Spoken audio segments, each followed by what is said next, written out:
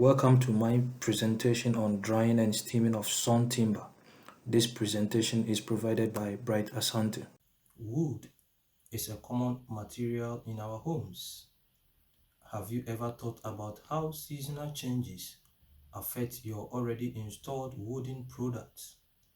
Think about the difficulties in opening your wooden door at your cottage, and sometimes the ease in opening the same door as the weather changes from wet to dry. Think about how warming your rooms in winter affects your already installed wooden products. In the pictures here, you can see that there are some gaps due to shrinkage. For this and other reasons, wood needs to be dry prior to its use. Today, we are going to talk about the properties of wood that makes this possible and the forms of water in wood and their location.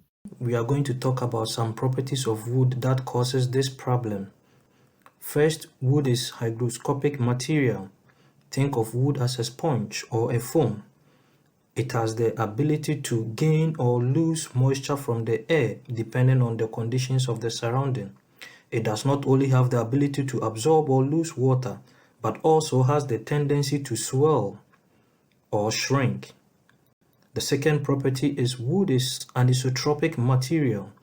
This means it has different properties depending on the grain direction or the orientation of the grain. For example, wood has the longitudinal axis or the direction, then it has the radial and also tangential directions. And these directions are all according to the orientation of the grain. However, the properties in these three main different axes differs from each other. For example, wood shrinks very less in the longitudinal direction compared to the radial and the tangential. Forms of water in wood.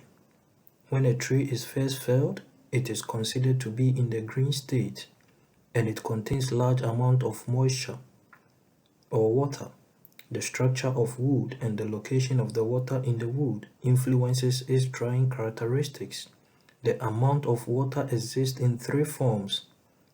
First, as free or liquid water. This water exists in cell lumen or cell cavities. The bulk of the free water is held by capillary force. The removal of free water causes change in the mass of the wood material, but no changes in the dimensions of the wood. 2. Bound or hygroscopic water. Bound water is chemically held to the cell wall via hydrogen bonding. Water is a polar liquid, and the presence of free hydroxyl group in the cellulose in the cell wall attracts and holds water via hydrogen bonding. 3. Water also exists as water vapor in the cell lumen. However, the amount of water vapor at normal temperature and relative humidity is mostly negligible. In the picture here, we have a wet wood cell and a dry wood cell. This picture was adapted from Murphy, the report of Murphy in 2009. In the wet cell, you could see the location of the three types of water. And in the dry cell, you could see that there is the existence of water vapor in the middle and also some bound water in the cell wall. And this is what happens during drying. Thank you for watching this video.